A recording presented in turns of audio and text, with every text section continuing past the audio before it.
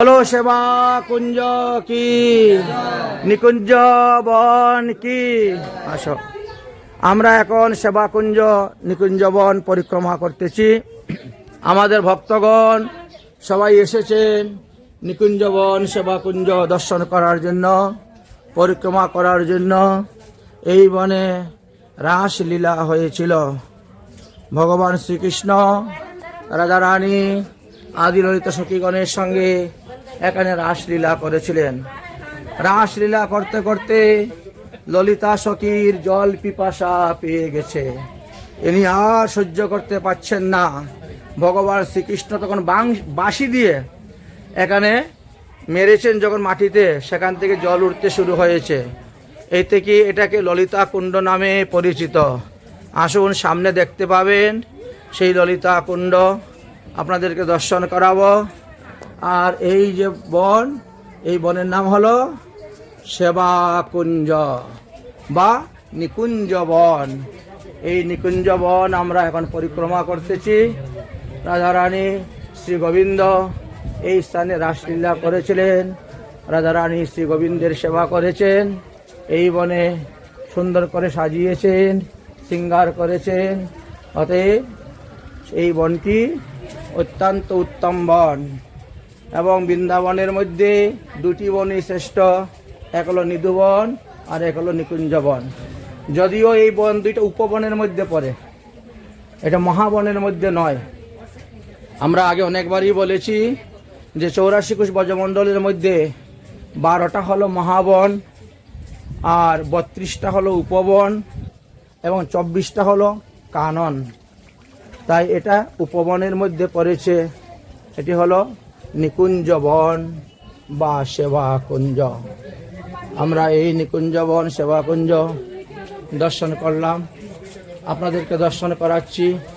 আমাদের ভক্তগণ পরিক্রমা করছেন।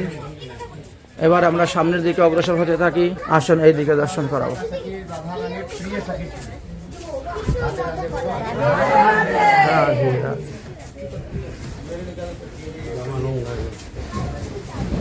এই স্থানে শ্রী গোবিন্দ রাধারানীকে শৃঙ্গার করেছিলেন।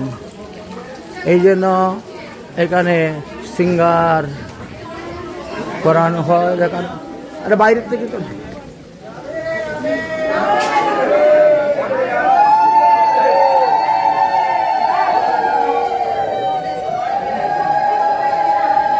এইদিকে আসো, এইদিকে আসো। जय राधे जय राधे जय राधे जय राधे। आओ आओ सब लोग, ललिता कुंड दर्शन करो तीर्थ।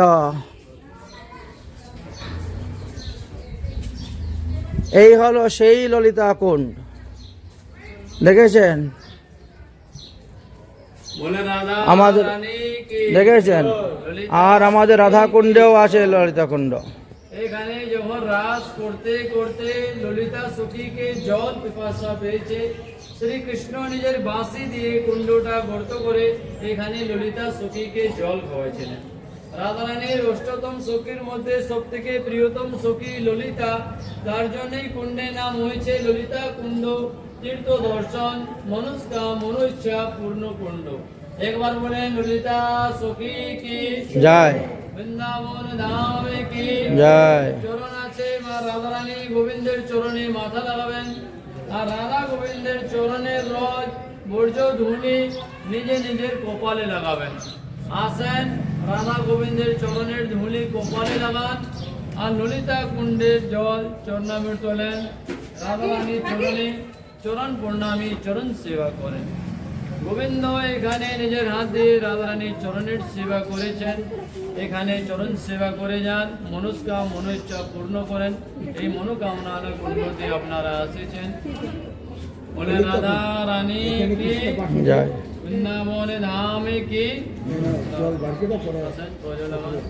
বনের চরণ ধরি।